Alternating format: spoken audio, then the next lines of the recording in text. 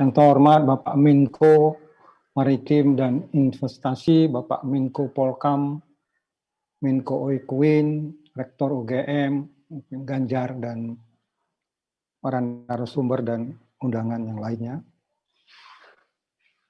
Saya mencoba menangkap apa sebenarnya roh dari Undang-Undang Cipta Kerja ini. Karena saya tidak akan pasal demi pasal, karena saya bukan orang hukum. Karena latar belakang juga saya pembangunan, demografi, dan ketenagakerjaan, saya mencoba melihat dari aspek itu. Saya pertama membaca ruang lingkup undang-undang. Itu termaktub di pasal 6. Dan kemudian dilanjutkan dengan pasal 7. Dari situ saya mendapatkan pemahaman bahwa Undang-Undang Cipta Kerja ini sebenarnya adalah membentuk atau berusaha untuk membuat semacam ekosistem investasi.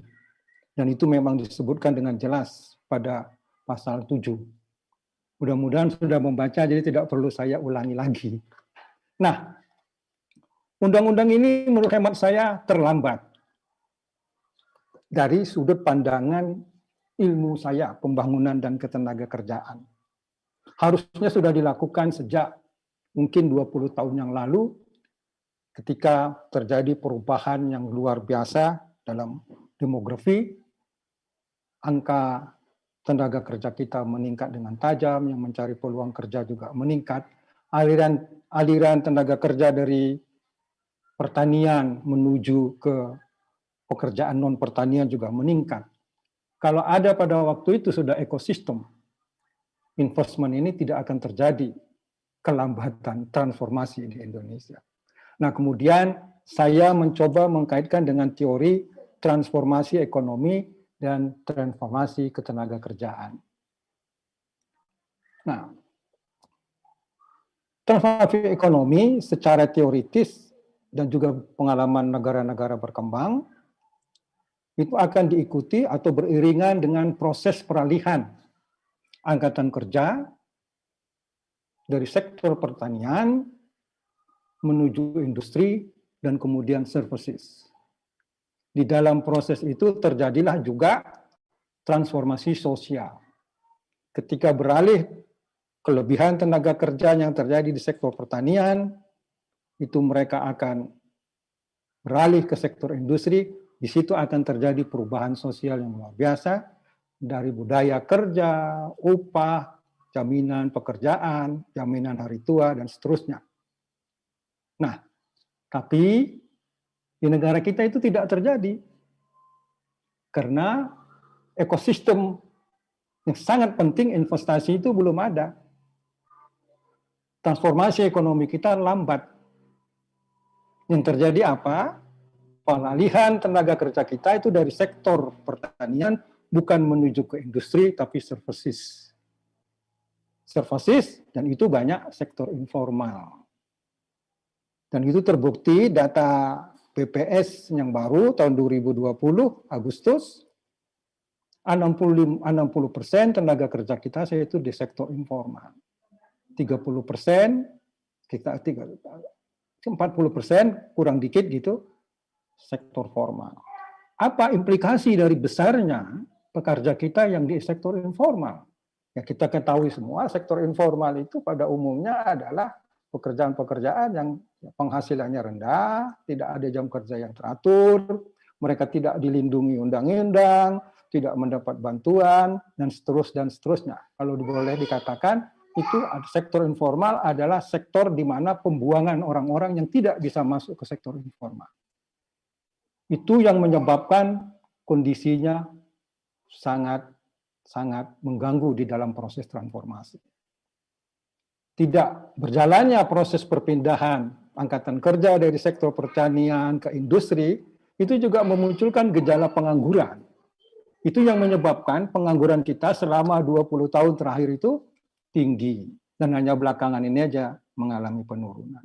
Dan kalau kita bandingkan dengan negara-negara ASEAN yang sudah mengalami transformasi ekonomi, saya tidak tahu apakah mereka menerapkan Undang-Undang Cipta Kerja apa tidak, kita ke negara tetangga saja, Malaysia.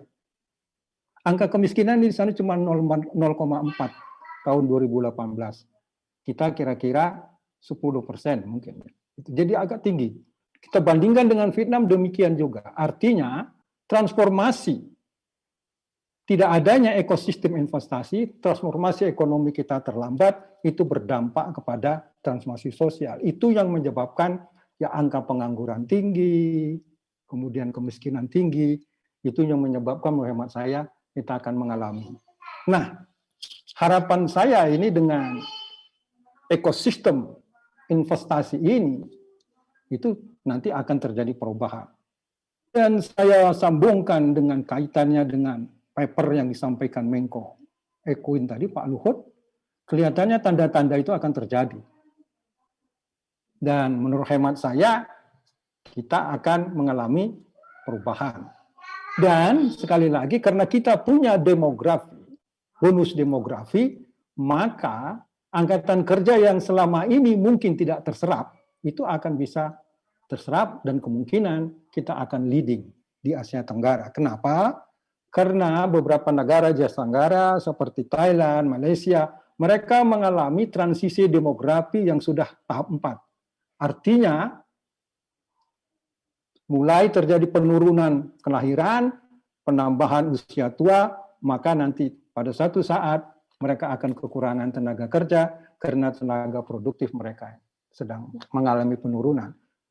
Di Indonesia kita sampai tahun 2040 masih mempunyai keunggulan kompetitif, yaitu kita mempunyai proporsi tenaga produktif yang besar.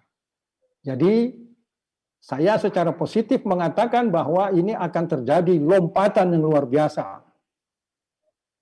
Mudah-mudahan ini tidak ditolak oleh MK. Kalau tolak MK, maka transformasi itu tidak terjadi, maka kita akan mengalami proses yang pernah terjadi selama 20 tahun ini. Nah, itu gambaran saya untuk menceritakan apa sebetulnya roh dari Undang-Undang Tenaga Kerja. Sebetulnya harusnya undang-undangnya namanya Undang-Undang Ekosistem Investasi, karena ketenaga kerjaan yang ribut dibicarakan itu sebetulnya hanya satu pasal. Ada berapa pasal, begitu aja satu klaster, dan menurut hemat saya tidak begitu juga banyak perubahan. Kalau kita bandingkan dengan, nanti saya ceritakan, bandingkan dengan ketenagakerjaan Undang-Undang katanya 2003. Kalau kita buka materi yang ada di dalam Undang-Undang Cipta Kerja, terutama yang berkaitan dengan ketenagakerjaan, itu ada 7. Pertama, pasal yang berkaitan tenaga asing, itu ada 4. Perlindungan ada 7 pasal. Pengupahan 16 pasal. Pemutusan hubungan kerja 15 pasal. Program jaminan sosial 6 pasal. Badan Penyelenggaraan Jaminan Sosial 2 pasal. Penghargaan lainnya 1 pasal. Nah, untuk memahami lebih lanjut, itu saya coba membandingkan. Saya jejerkan Undang-Undang Ketenagakerjaan yang ada 2003 dengan Undang-Undang Cipta Kerja ini. Maka saya menemukan perubahan. Pasal yang dihapus ada 20 pasal. Pasal diubah 39 pasal. Pasal baru ada 22 pasal. Nah, karena saya diberi waktu 10 menit, saya mencoba tidak pasal per pasal, tapi beberapa hal yang biasanya diramaikan ini oleh orang. Pertama, yang ingin katakan, wah nanti tenaga kerja asing akan masuk dengan mudah ke Indonesia, karena dalam undang-undang itu hanya memberikan peluang kepada pekerja asing. Itu tidak benar. Karena di pasal itu, saya membaca, mencari, ternyata lebih ketat pekerja asing untuk masuk ke Indonesia bila dibandingkan dengan Undang-Undang Ketenagakerjaan 2003. Lebih ketat. Jadi menurut hemat saya, selama ini saya juga heran mengapa mereka mengatakan demikian. Mereka baca apa tidak? Saya baca satu demi kata itu. Karena saya ingin membandingkan antara tahun 2003 dengan tahun 2000 Undang-Undang Cipta Kerja. Saya menemukan malah justru dalam Undang-Undang Cipta Kerja ini tidak mudah untuk tenaga kerja asing ke Indonesia. Menurut undang-undangnya, saya nggak tahu nanti implementasi ya. Ini kan undang-undangnya yang saya baca.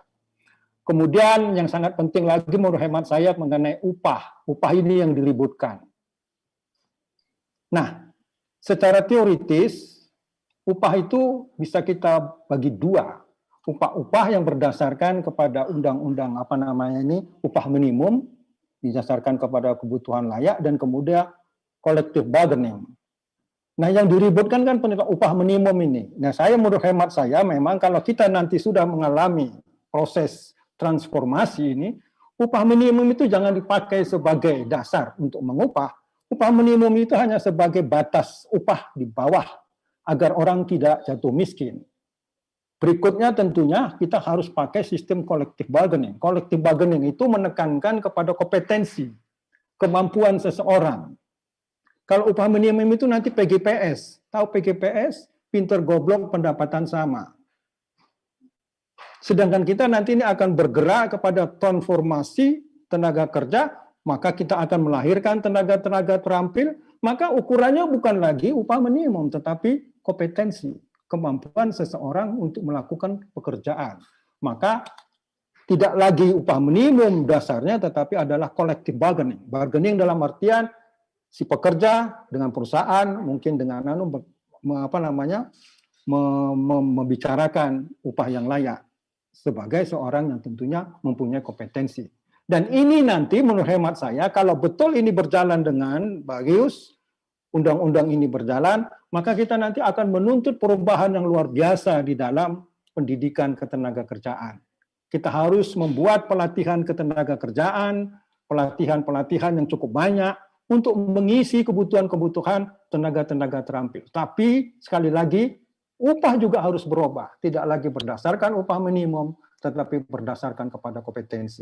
Itu sesudah saya baca pasal-pasal demi pasal. Dan satu hal yang cukup menarik dan mungkin yang terakhir supaya nanti yang lain punya kesempatan, perlindungan tenaga kerja cukup banyak di dalam undang-undang Cipta Kerja ini. Malah justru ada yang baru yang disebut dengan jaminan kehilangan pekerjaan. Yang belum pernah terjadi itu di dalam sejarah perlindungan tenaga kerja kita.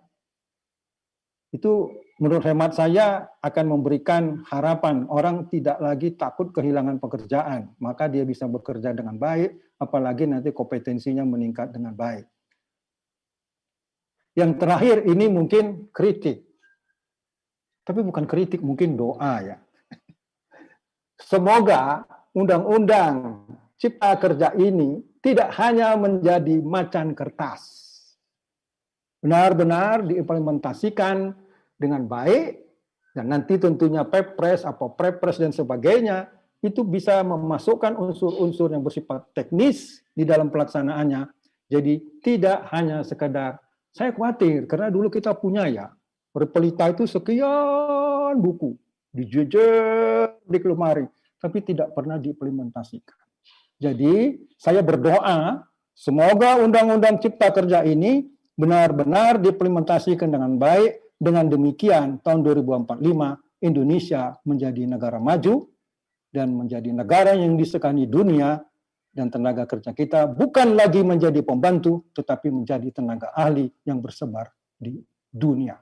Terima kasih, itu tanggapan saya. Mungkin nanti di dalam diskusi akan kita perdalam. Terima kasih.